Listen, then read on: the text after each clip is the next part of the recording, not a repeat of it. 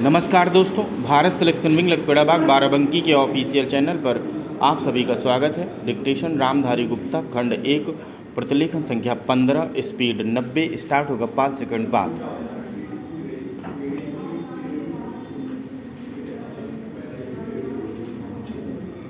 अध्यक्ष जी, किसी भी देश की विदेश नीति अपने में कोई स्वतंत्र नीति नहीं होती है, वरन वह किसी देश की आंतरिक नीति को स्पष्ट करती है।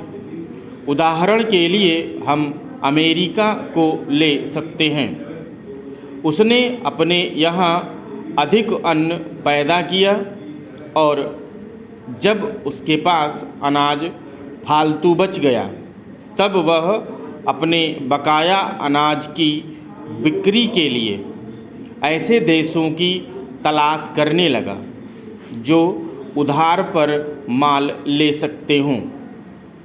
किंतु हमारी आंतरिक नीति ने यह तय किया कि खर्चीले ढंग से सरकार चलाएंगे और स्वदेशी मुद्रा की कोई राशि हमारे पास नहीं बचेगी।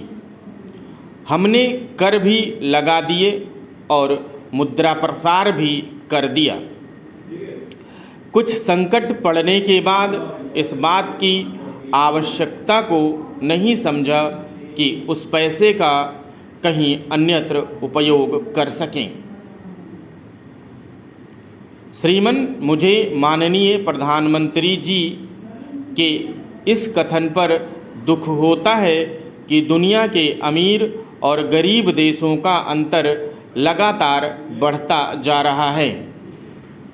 मैं उनसे यह पूछना चाहती हूँ कि भारत की विदेश नीति ने उस अंतर को घटाने की क्या कोशिश की है?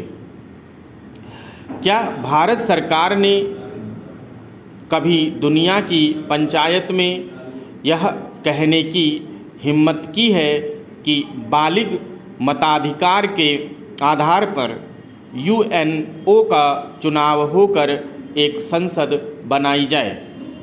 और क्या आपने यह देखने की हिम्मत की है कि फौज के हिसाब से कर लगाकर एक विकास का खाता खोल दिया जाए? जो देश विकसित हैं उनके मजदूरों का 1 घंटा हमारे देश के मजदूरों के 100 घंटों के बराबर माना जाता है, क्योंकि उनके पास साधन हैं। इसलिए यह अंतर और भी बढ़ता चला जा रहा है। किसी देश के अंदर आंतरिक नीति में अमीरी और गरीबी का अंतर बढ़ता चला जा रहा हो और वह दुनिया के देशों में विद्यमान अमीरी और गरीबी के इस अभिशाप को समाप्त करेगा, यह समझ में आने वाली बात नहीं है। मैं आपका ध्यान एक और बात की ओर दिलाना चाहती हूँ। पूर्वी जर्मनी को मान्यता देते हमें परेशानी होती है, इसलिए कि शायद पश्चिमी जर्मनी को बुरा लगे। लेकिन पश्चिमी जर्मनी ने तो अपनी रक्षा का भार दूसरों पर छोड़ दिया है। उसने अपनी पूरी शक्ति इस बात पर लगा दी है कि अधिक से अधिक उत्पादन किया जाए। आपने जो समय दिया उसके लिए मैं आभार प्रदर्शन करता हूं और आपका धन्यवाद करता हूं।